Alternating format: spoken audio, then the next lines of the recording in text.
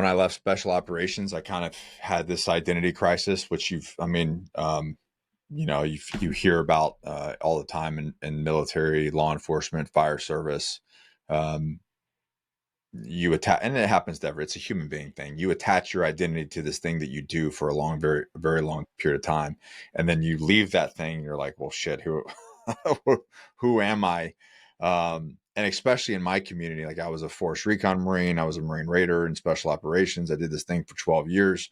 I was a Marine, and you leave that and there's this rhetoric that once a Marine, always a Marine, MARSOC for life, Raider for life, all this kind of stuff. But the reality is when you're gone, brother, you're gone. They don't give two shits about you. You know what I mean? The phone stops ringing, and you're left to your own until you rebuild a tribe. And that's really where the thing that I do now. One of the many things that I do is I basically have created another unit for people to like land in, right? Another tribe for people to land in. And because we are a tribal people, men are meant to be connected. We're meant to be on the hunt together. We're meant to break bread together. We're not meant to be the lone wolf. Men are not meant to suffer in silence and be on an island unto themselves, living a life of quiet desperation. That's not the way that we're designed. We're meant to do jujitsu and grapple and fight and hunt and break bread together, because I know this for a fact, and any man knows this for a fact, because whether it's for healthy reasons or unhealthy reasons, every time you get with a group of guys, there's this weight that comes off your shoulders, even when you're doing the unhealthy thing. And that's the reason why guys go out and do guide nights and parties and play poker. Now, do I agree with all the actions that they're doing? No, I wouldn't do those. I think you can choose healthier ones, but it's the reason why they do it is because the weight comes off. They can be themselves. They can laugh. They can joke, because that is why what we're designed to do. So I lost all of that, which led me on, and I wrote, the quintessential special operations guy who wrote a book. But that mine's a little bit different. It's about the story of transition and the seven and utilizing my story to show a pattern of what I call the 7 stages of transition. When something changes in your life, I saw it on repeat with a bunch of different demographics, that you go through this same kind of process. And I was like, oh, this is a thing. This is a thing that people are going through. And what happens is they get stuck in a certain chapter and they can't turn the page and start writing the next one. And that was me. And until one night on the beach where I almost took my own life. And I realized that I needed to get help.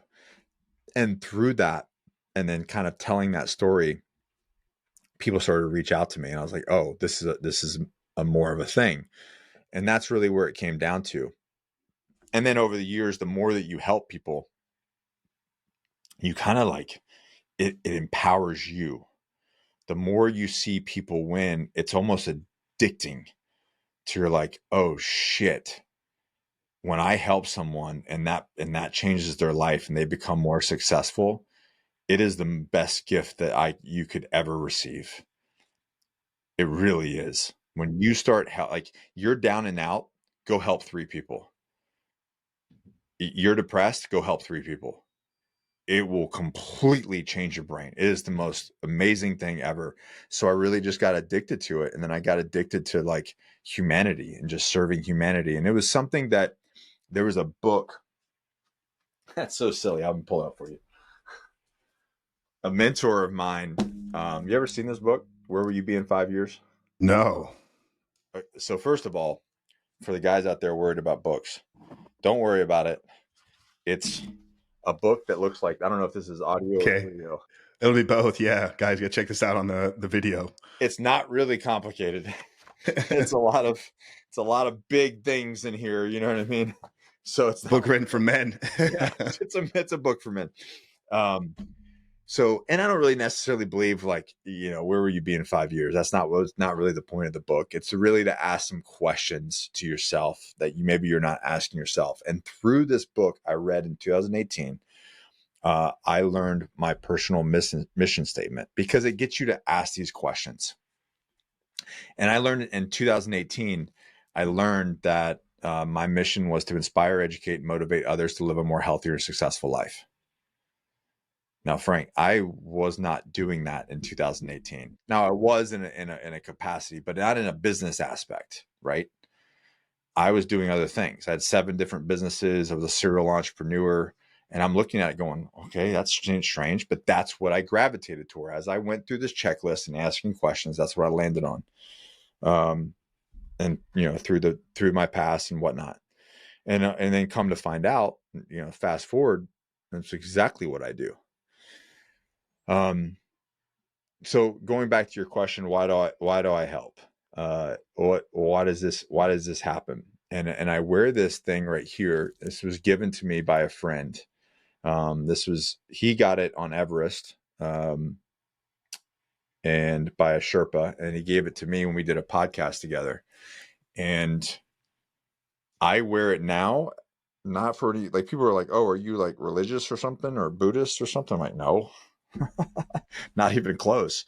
I wear it as a reminder to not care about what people think and not care about the haters, because I'll tell you the story, because what I'm doing could potentially save someone's life. So he was I did a podcast with him. He was a FBI contractor. He was undercover.